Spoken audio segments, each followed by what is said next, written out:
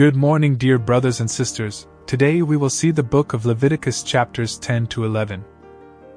Leviticus chapter 10, the consequences of unauthorized worship. We learn about an incident involving Aaron's sons, Nadab and Abihu, and the consequences they faced for offering unauthorized fire before the Lord. This chapter serves as a reminder of the importance of reverence and obedience when it comes to worshiping God. Nadab and Abihu, acting as priests, took their censers and put fire and incense in them. However, they used a fire that was not commanded by God, which He had not instructed them to use. As a result, fire came out from the presence of the Lord and consumed them, leading to their deaths. Moses then instructed Aaron and his other sons not to mourn or show signs of grief for Nadab and Abihu, as they were to remain dedicated to the service of the Lord. The priests were also given specific instructions regarding their conduct during the time of their service in the tabernacle. This event highlights the importance of following God's instructions and offering worship in the manner prescribed by Him. It emphasizes the need for reverence and obedience when approaching God. Nadab and Abihu's actions demonstrated a lack of respect and disregard for God's commands, leading to severe consequences. Leviticus chapter 10 serves as a sobering reminder that God desires sincere and obedient worship. It teaches us the importance of approaching God with humility and following His instructions in our worship and service.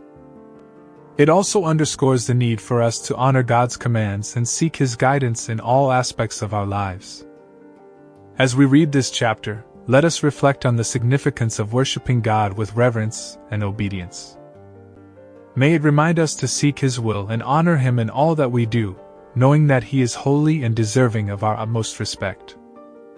Dear brothers and sisters, may this chapter inspire us to approach God with reverence and obedience in our worship and daily lives. Let us seek to honor Him in all that we do, knowing that He is worthy of our utmost devotion. May we continually strive to follow His commands and walk in His ways. Leviticus chapter 11, Clean and Unclean Animals.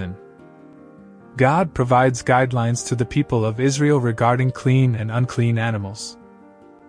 He instructs them on what types of animals they may eat, and which ones they should avoid for the sake of their holiness and well-being. God categorizes animals into two groups, clean and unclean. Clean animals are those that are considered suitable for consumption, while unclean animals are not.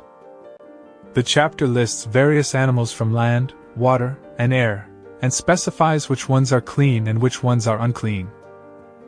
Clean land animals are those that have a divided hoof and chew the cud, such as cows and sheep.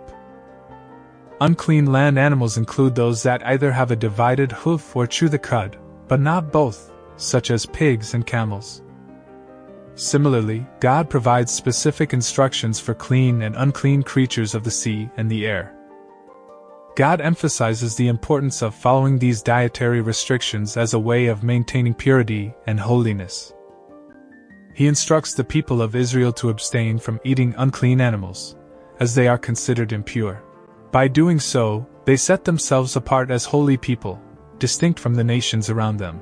Additionally, God reminds the people that touching the carcass of an unclean animal makes them ceremonially unclean until evening. They are to be careful in handling dead animals to avoid defilement. Leviticus chapter 11 serves as a reminder of the importance of holiness and obedience to God's commands. It teaches the people of Israel to be mindful of what they consume and to make choices that reflect their commitment to God's standards.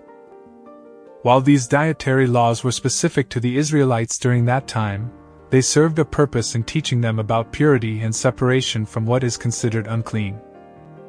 It also foreshadows the concept of spiritual purity and the need to separate ourselves from sinful practices in our lives.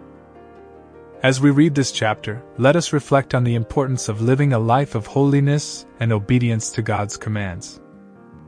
May it remind us to be discerning in our choices and to seek to honor God with our bodies and our actions.